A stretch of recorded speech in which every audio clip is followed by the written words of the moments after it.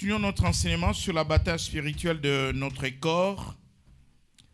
Je voudrais rappeler à tous l'importance, n'est-ce pas, de cette troisième partie de l'étude, qui est les corps. Nous avons parlé de l'esprit, nous avons parlé de l'âme, et nous devons comprendre que si nous parlons de la bataille spirituelle de notre corps, c'est parce que notre corps est associé à l'esprit et, n'est-ce pas, à l'âme. Et nous avons vu que le corps doit être sanctifié selon Romains 12. Il s'agit de rendre le corps pur pour le Seigneur. Parce que la Bible dit que notre corps est pour le Seigneur. La Bible dit que nous sommes des membres, n'est-ce pas, du corps du Seigneur. Notre corps est pour le Seigneur. Notre corps est aussi pour la gloire de Dieu. Voilà pourquoi le roi David s'écriait disant que je te loue de ce que je suis une créature merveilleuse. Une créature merveilleuse, ce n'est pas le Saint-Esprit, ce n'est pas l'âme. Une créature merveilleuse dont David loue l'Éternel pour être ce qu'il est. Donc c'est le corps. Et donc Dieu lui-même attache une importance à notre corps. Et la même importance que nous donnons au corps, que nous donnons à l'âme, que nous donnons, n'est-ce pas, à notre esprit. Voilà pourquoi dans 1 Thessaloniciens, au chapitre 5, nous pouvons lire ce texte-là, pour comprendre que ces trois choses sont indissociables. 1 Thessaloniciens 5, 23. 1 Thessaloniciens 5, verset 23, je lis la parole du Seigneur. Que le Dieu de paix vous sanctifie lui-même tout entier, et que tout votre être, l'esprit, l'âme et le corps soient conservés, irrépréhensibles, lors de l'avènement de notre Seigneur Jésus-Christ. Que tout votre être entier, c'est-à-dire que si je détache le corps de l'âme, ou je détache le corps de l'esprit, je ne suis pas ce que je suis. Amen. Et donc, Dieu ne détache pas ces trois choses. Et donc, on ne peut pas dire qu'on est une personne manifestant l'amour de Dieu, prenant soin de l'esprit, prenant soin de l'âme et négligeant le corps ou détruisant les corps. Alors, lorsque nous parlons de la bataille spirituelle de notre corps, nous devons comprendre que tout ce qui est péché doit être éloigné de notre corps. Voilà pourquoi dans 1 Corinthiens chapitre 6, verset 20, la Bible dit ceci. À partir du verset 19. 1 Corinthiens chapitre 6, verset 19, je lis la parole du Seigneur. Ne savez-vous pas que votre corps est le temple du Saint-Esprit qui est en vous, que vous avez reçu de Dieu, et que vous ne vous appartenez point à vous-même, car vous avez été rachetés à un grand prix. Glorifiez donc Dieu dans votre corps et dans votre esprit, qui appartiennent à Dieu. Amen. Et donc, glorifiez Dieu dans votre corps et dans votre esprit. Et lorsque nous voyons tous ces passages, nous comprenons que Dieu lui-même accorde une importance, n'est-ce pas, capitale à notre corps, le temple du Saint-Esprit, et que nous avons été rachetés à un grand prix. Glorifions donc Dieu dans notre corps et dans notre esprit qui appartient à Dieu. Et dans le troisième épître de Jean, 3 Jean, l'ancien Agaïs, le bien-aimé que j'aime dans la vérité, bien-aimé, je souhaite que tu prospères à tous égards et sois en bonne santé, comme prospère l'état de ton âme. Si l'état de ton âme prospère merveilleusement et que toi tu es malade,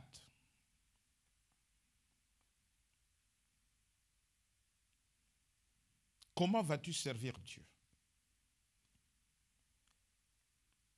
Comment vas-tu te déplacer pour aller dans la maison de Dieu? Comment vas-tu louer Dieu, l'adorer? Donc, pour être au service du Seigneur aussi, le corps doit être en bonne santé. Vous savez, des fois, les personnes malades voient leur foi ébranlée. Nous voyons la situation de Job, mais tout le monde n'est pas prêt à passer par l'expérience de Job, où le corps détruit par la maladie, rongé par la maladie. Mais on voit qu'il n'y a pas de décalage entre l'esprit, l'âme et le corps de Job, jusqu'à la fin, jusqu'à ce qu'ils reçoivent la guérison. Mais on a vu beaucoup de chrétiens abandonner l'église, abandonner la foi, parce que le corps va mal. Amen. Donc, cette partie est tellement importante. Nous pouvons lire d'autres passages, par exemple dans Romains 6, verset 12.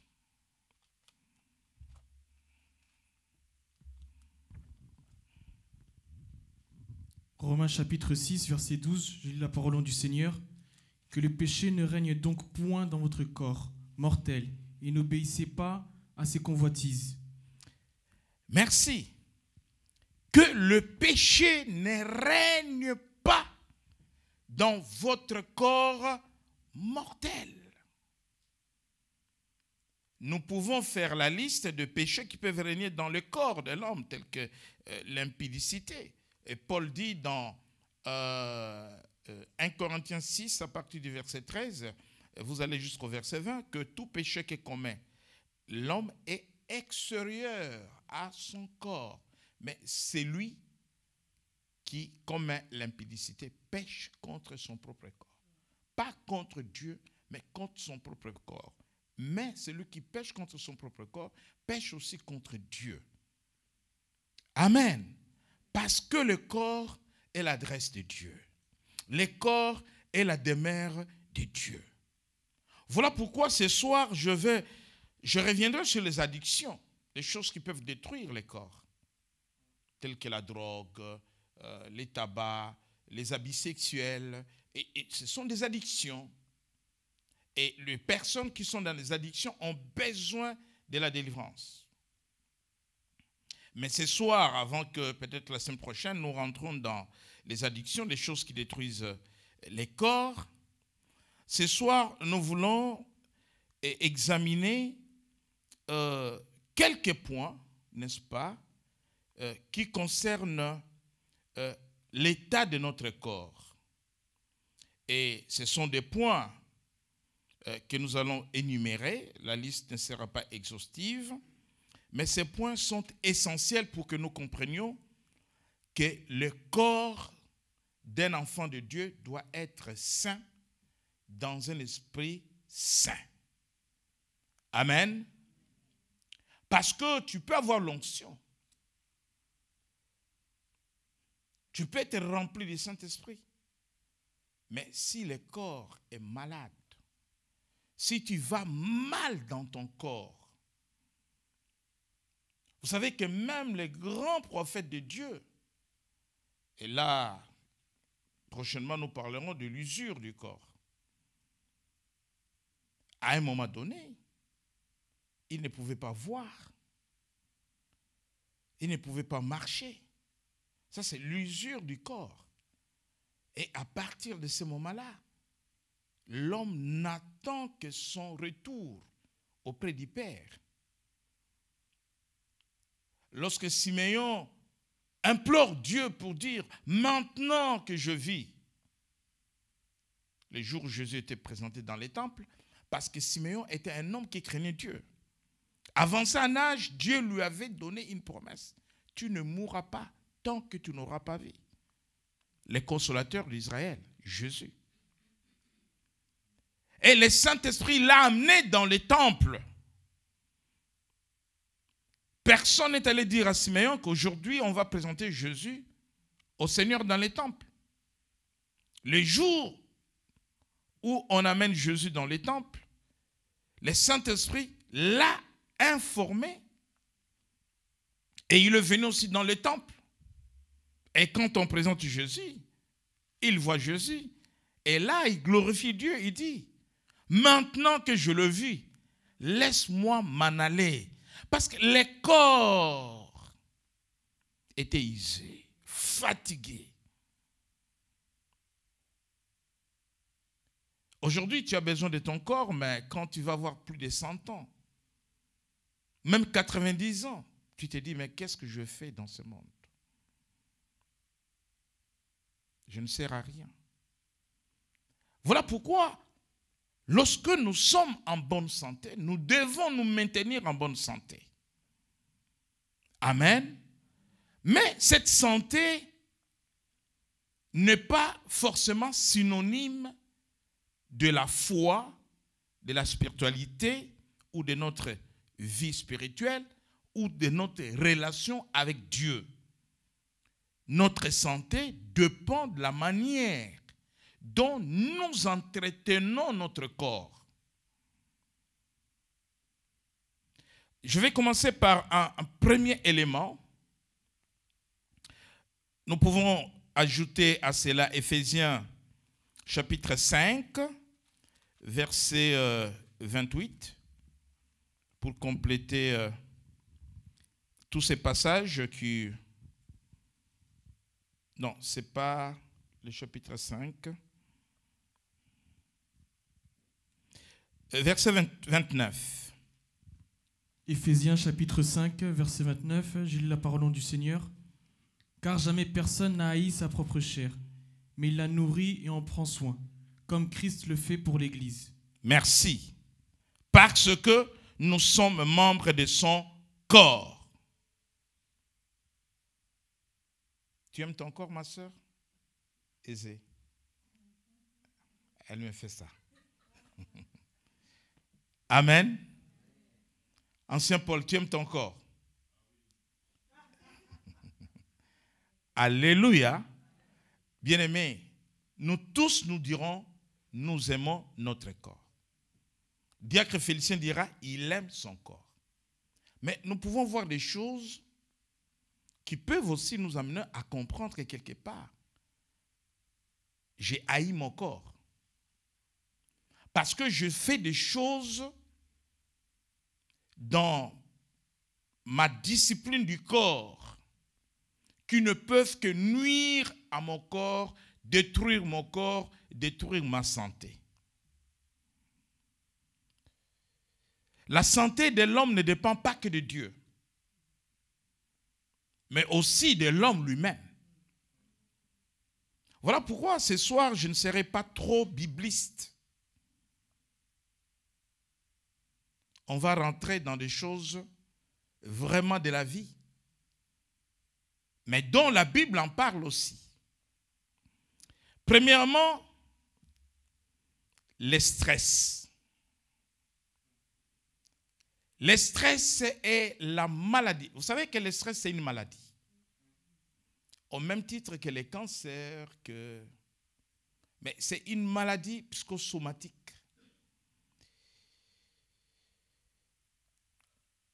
Le stress. Chaque enfant de Dieu qui veut être en bonne santé fera tout pour déstresser son corps. Premier point, écrivez déstresser son corps.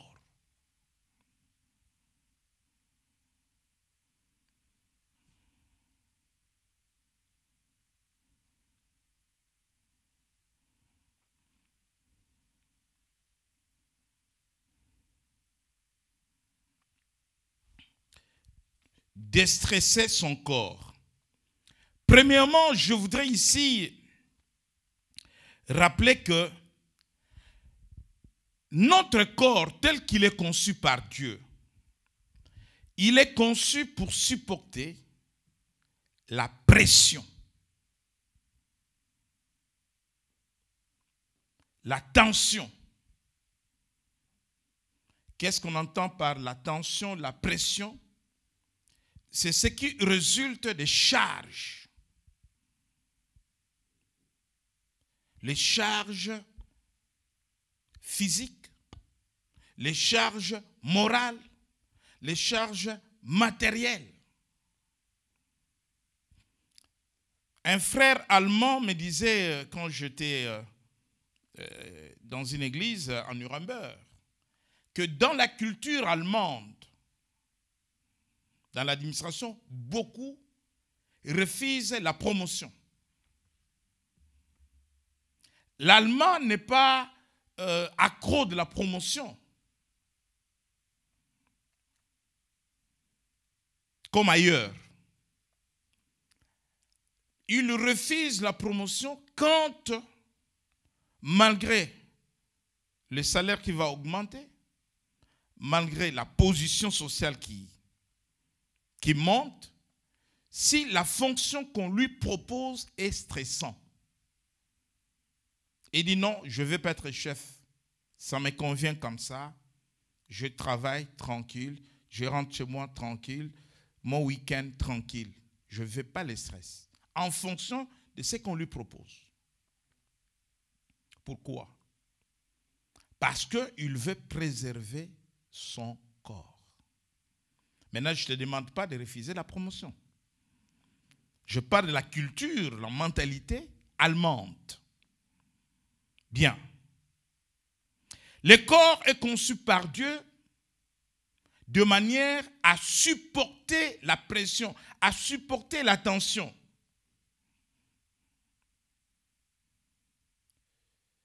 Et souvent, mes collègues pasteurs me disent que je travaille comme un robot. Parce que des fois, je peux être là de 14h à minuit. Je peux rentrer chez moi à 2h du matin. Parce que j'ai des interventions à gauche, à droite. Mais, cette pression, cette tension, ce poids, cette charge que mon corps physique supporte est limitée.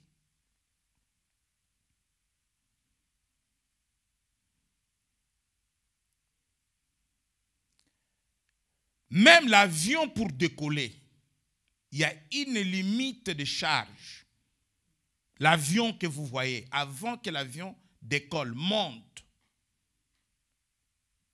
Donc, on va bien se rassurer que le poids, les personnes qui montent, les colis, la marchandise, permettra à l'avion de décoller. Si le poids dépasse, et donc on va dégager certaines affaires. C'est pour ça, des fois, quand vous allez en Afrique, vous prenez des vols qui passent par Bruxelles. Si vous prenez SN Bruxelles, par exemple, vos valises ne sont pas arrivées à destination. C'est exprès. Tout simplement parce que au niveau de l'aéroport, on se rend compte que l'avion est surchargé. On doit retirer certaines valises. Mais on ne vous dit rien. Seulement, quand vous arrivez à destination, on vous dit non, mais il n'y a pas de problème, revenez demain. On mettra ces valises-là dans le vol d'après. Donc, vous êtes dans l'avion, mais on a dégagé vos bacs. Parce que le poids, trop de poids, ça ne peut pas permettre à l'avion de prendre l'envol. Donc, nous avons, en tant qu'humains, un corps qui permet de supporter le stress. Tu peux travailler beaucoup, tu peux résoudre beaucoup de problèmes, tu peux entendre beaucoup de choses, tu peux écouter. Mais cela a des limites. Quand la tension et la pression que tu reçois, soit par le travail, soit par les conflits, soit par les disputes, soit par les querelles, soit par le manque de repos. Et donc, à partir du moment où le corps ne peut plus supporter la pression, la tension, cela se transforme en stress. Jusque-là, c'est bon? Il faut bien gérer les stress. Les stress mal gérés va accumuler de maladies dans le corps humain. Premièrement, l'excès de stress déclenche une reproduction dangereuse de l'hormone appelée. Cette hormone n'est pas mal, mais c'est lorsque cette hormone se reproduit dans le corps à cause des stress. L'excès de stress va reproduire l'hormone appelée, quelqu'un sait? Cortisol.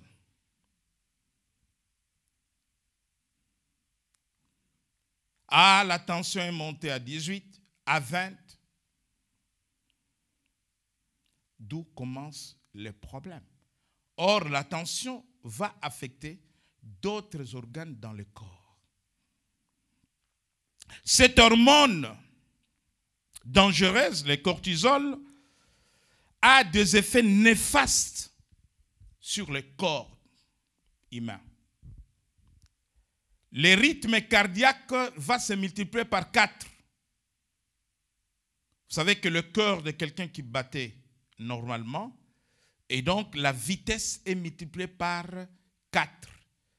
Et lorsque la vitesse du cœur est multipliée par X, c'est-à-dire que le cœur va aller vers son arrêt.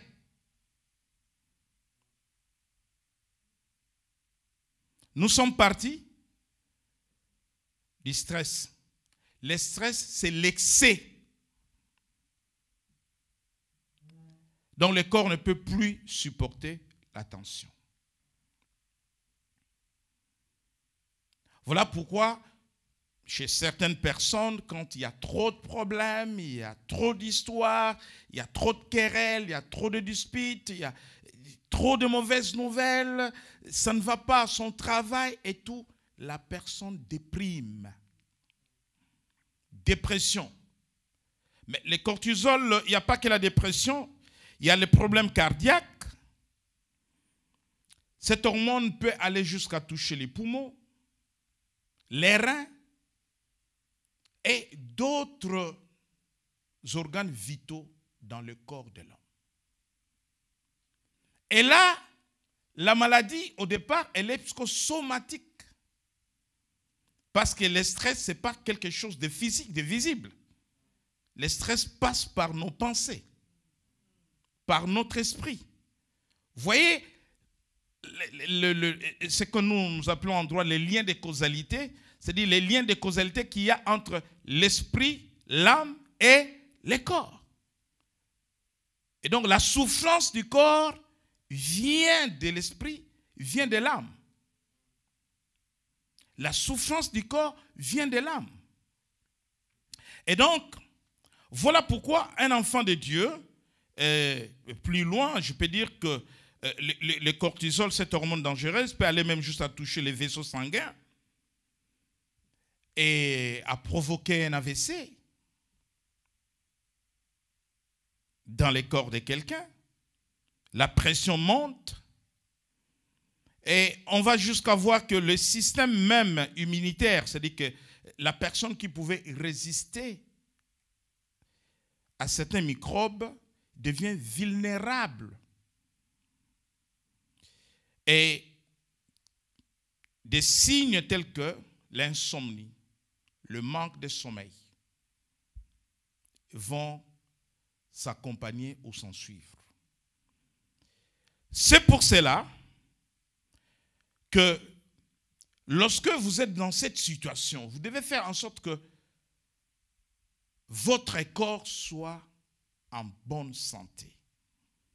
Si vous êtes stressé et que l'excès de stress a produit la reproduction de cette hormone cortisol dans le corps et commence à vous rendre malade, le médicament que vous allez commencer à prendre ne vont pas vous guérir tout simplement parce que la source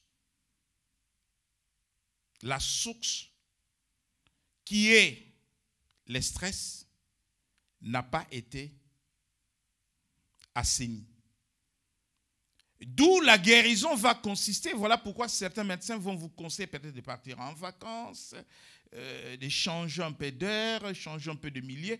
D'où, en tant que chrétien, vous avez la capacité de pouvoir gérer votre stress de manière à vous déstresser.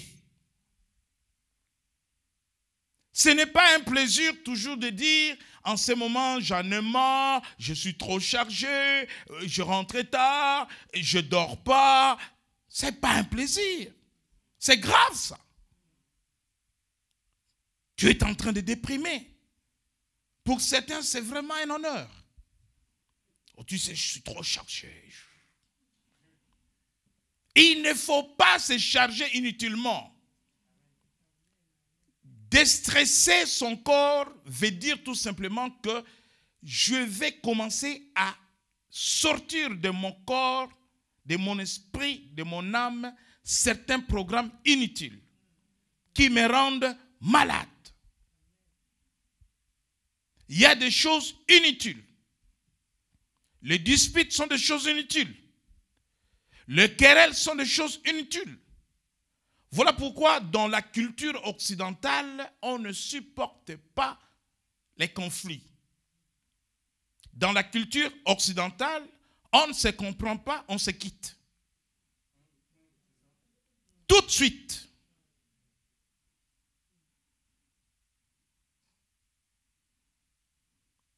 Tu me fais craquer, on arrête tout. Mais dans d'autres cultures, c'est normal. Mais ça crée des morts et des morts chaque année. Les gens meurent jeunes.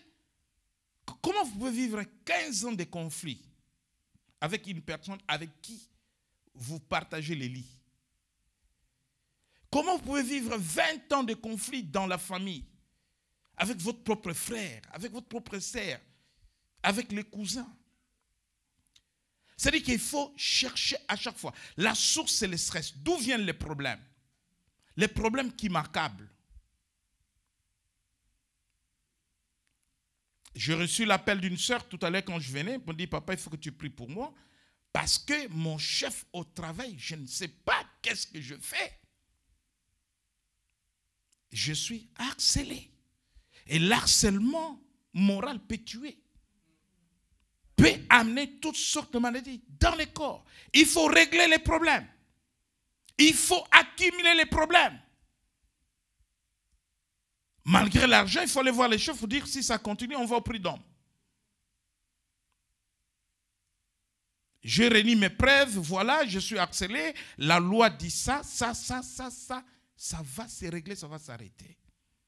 Ne vivez pas dans l'accumulation de problèmes. Vous détruisez votre corps. Votre onction va servir à quoi?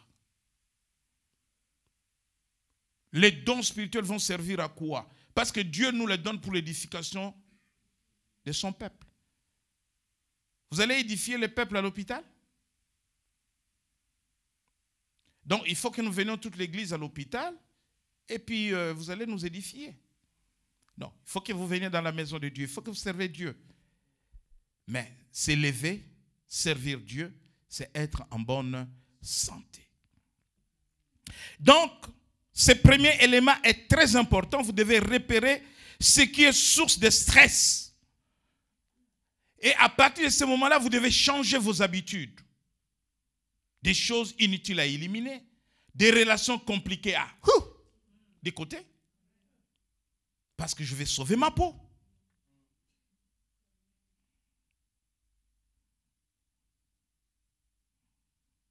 Amen. Je dis à quelqu'un, je t'aime bien, mais toi, je ne vais pas te voir chez moi. 3 fois, 4 fois, je t'ai pardonné, mais c'est assez. Mais si tu as des problèmes, appelle-moi, je viendrai. Mais chez moi, tu ne viens pas.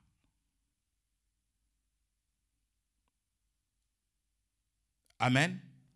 Parce que je vais garder mon corps sain. Je ne veux pas, je ne permets pas à quelqu'un de me détruire. Je ne permets pas à quelqu'un de me donner la maladie par des histoires inutiles.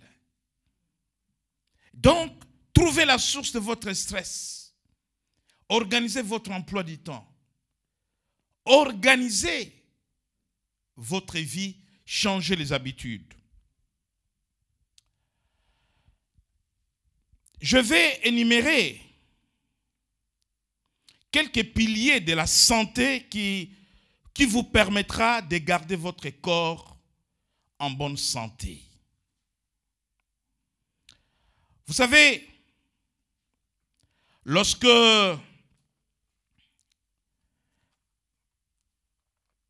Élie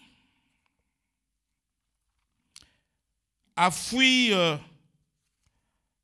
la menace de cette femme,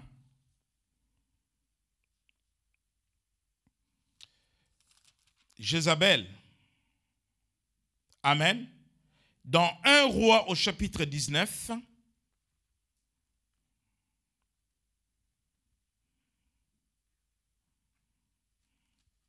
un Roi chapitre 19,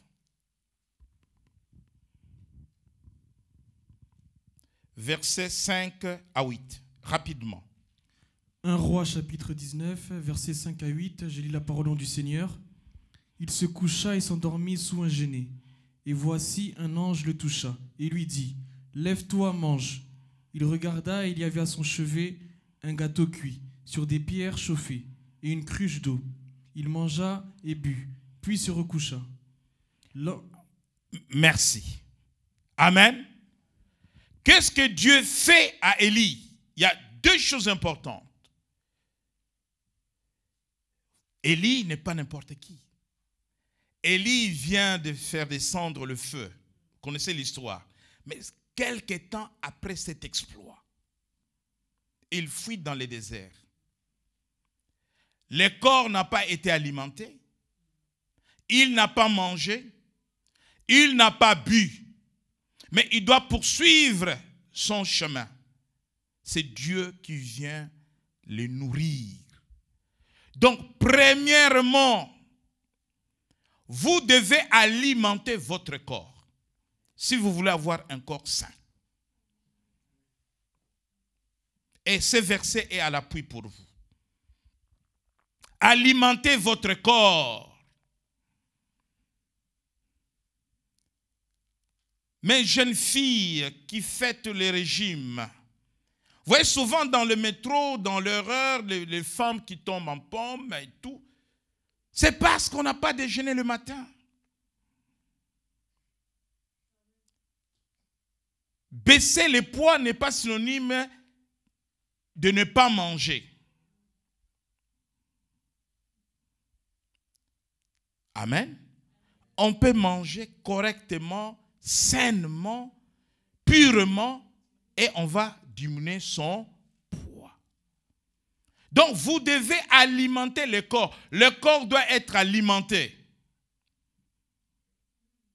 Même quand vous faites le jeûne, au sortir du jeûne, vous devez récupérer avec des fruits, avec des légumes, pour équilibrer les vitamines dans le corps. Les corps, on les nourrit.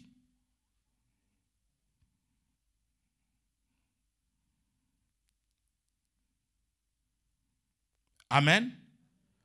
Vous savez que les neurones sont nourris par le sucre. À l'absence du sucre dans le corps, les neurones meurent. Et quand les neurones meurent, même si vous regardez, vous êtes cliniquement mort. On parle de la mort clinique.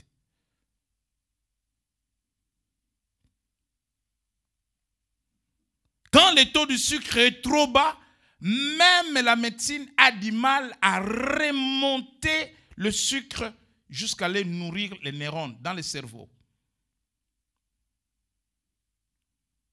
Et donc, il y a des conséquences à ne pas nourrir le corps. Mais bien nourrir le corps. Parce que quand on nourrit mal aussi le corps, ça se retourne contre votre santé. Donc, premièrement, ayez une alimentation de qualité. Je ne vais pas vous donner un cours de nutrition, mais vous savez qu'il y a de la nourriture, aujourd'hui, on vous le dit, on le répète, qui n'est pas bonne pour la santé, telle que la viande rouge. On ne vous l'interdit pas, mais il faut équilibrer. Et il ne faut pas manger la viande rouge à l'excès. On vous conseille de manger beaucoup de fruits, de manger beaucoup de légumes. C'est pour le corps. Ce n'est pas une publicité commerciale. C'est pour que vous ayez un corps en bonne santé. Donc, premièrement, l'alimentation. Donc, Dieu a dit à Élie, mange. Mange, Élie. Ensuite, il lui a dit, mange et bois de l'eau. Dans le désert, c'est Dieu qui a amené de l'eau pour lui. Parce que Dieu savait qu'Élie ne peut plus marcher. Ce n'est pas parce qu'il est prophète, il a besoin de son corps. Et peut-être que l'esprit était bien en forme, son âme était bien en forme, mais le corps défaillant. Donc, deuxièmement,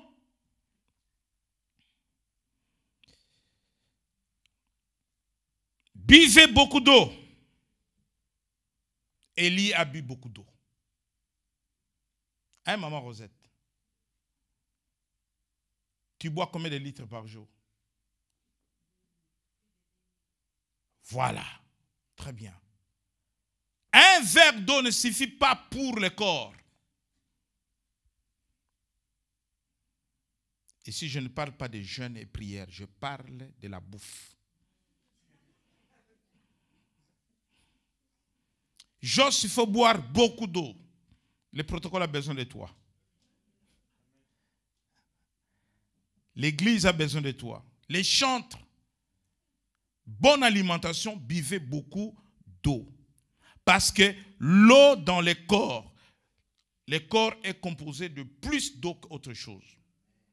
Et l'eau sert à améliorer le métabolisme et favorise aussi la perte du poids, la perte du sucre en cas d'excès de sucre. Et l'eau nettoie aussi les reins.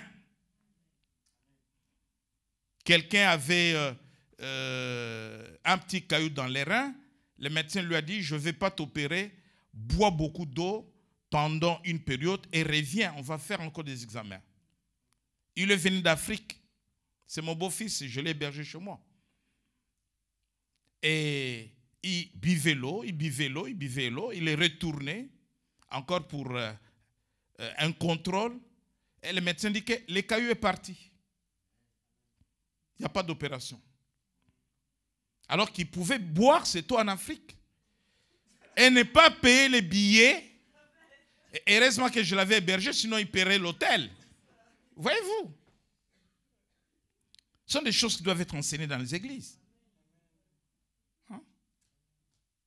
Oh, priez pour moi, je suis malade. Alors que le problème, c'est que tu ne bois pas l'eau. La prière ne va pas résoudre ces problèmes-là. Amen. Et des fois, les gens prient mal.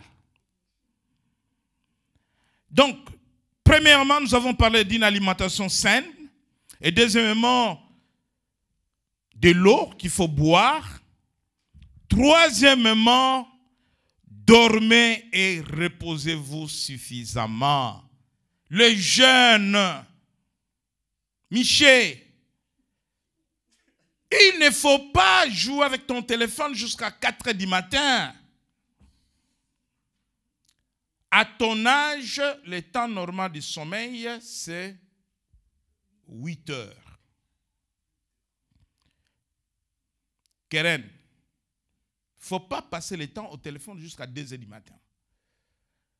Tu ne peux pas dormir à 4 heures et tu te lèves à 7 heures pour aller à l'école à 8 heures. Parce qu'en réalité, quand nous dormons, c'est un système que, c'est comme ça que Dieu nous a créés. Le sommeil sert, n'est-ce pas, à ce que le corps récupère. C'est comme une révision du moteur d'un véhicule.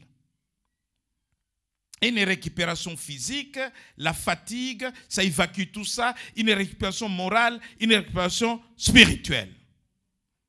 Amen. Dormez et reposez-vous suffisamment. La notion du sieste. Est-ce que tu sais faire la sieste? Tu dors la nuit, oui, mais le jour, est-ce que toi tu fais la sieste? Comment veux-tu que ton corps soit équilibré? Comment veux-tu être en bonne santé? Tu dors peu, pas de sieste, pas de repos. Amen. C'est le troisième point. Hein? Le quatrième point, dans 1 Corinthiens 9, 24, «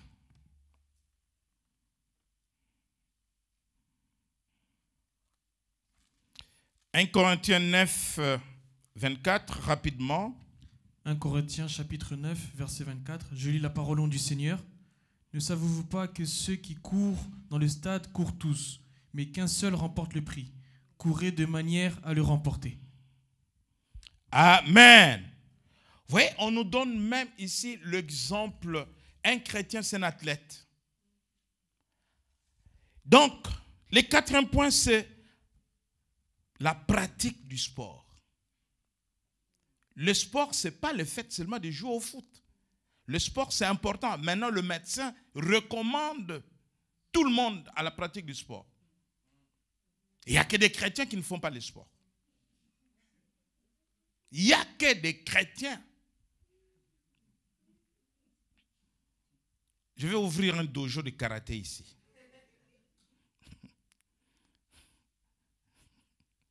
Après le kilt, tous les papas, kimono, on va monter sur les tatamis. Les papas Paul, les papas John, je dis papa John avec papa Paul, allez-y. Amen. Le sport, ce n'est pas aller seulement jouer au basket, aller jouer au foot. Le sport, c'est aussi marcher. Tu aimes tellement la voiture. Ça fait combien de temps que tu n'as pas marché 1 kilomètre? Combien de temps?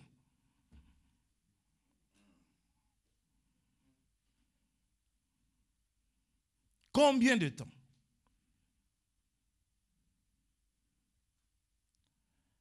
Je vis le diacre Félicien marcher de la gare et jusqu'ici à pied. Mais il y a les 103. C'est son sport à lui. Fais-le malin. Hein? Amen. Et donc, tu peux avoir la voiture. Par moment, tu laisses la voiture à la maison. Tu prends le métro. Laisse l'escalator. Prends aussi l'escalier. Tout ça, c'est les sports. Le corps humain a besoin du sport.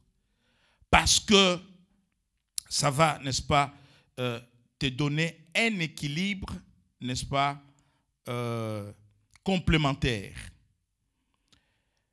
C'est le 5e point. Le 6e point, ça c'est le 5e point. Non, non. 4. 5e point, la détox. La détox. Tu vas aux toilettes combien de fois par jour? Tu as mangé 4 grecs. Tu es allé aux toilettes combien de fois? À force de manger la semoule, les tabacs, les grecs et tout, nous accumulons des toxines dans le corps. Et quand les toxines ne sont pas dégagées, les toxines vont donner des maladies. Ah, j'ai mal au ventre. Ce sont des toxines. Mal au ventre. Je suis constipé. Et donc, ça va. Voilà comment certaines maladies vont se former jusqu'à toucher même les reins et tout ça. Donc, la détox vous permet, n'est-ce pas, d'avoir l'habitude d'évacuer votre ventre. Boire beaucoup d'eau et permettre à votre corps, n'est-ce pas, de dégager tout ce qui est toxique. La nourriture importante, ça c'est le mystère de Dieu, reste dans le corps pour alimenter le corps. Et la nourriture inutile doit aller ailleurs. Si elle reste dans le corps, elle amène des maladies. Et enfin, gérer le stress. Gérer le stress par la promenade, le cinéma, le restaurant, changer de cadre de vie.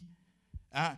Ne vous enfermez pas dans une routine du matin au soir, des histoires, des querelles, des disputes, des raisonnements, des réflexions, des appels, les mauvaises nouvelles qui viennent et tout. Ça vous détruit.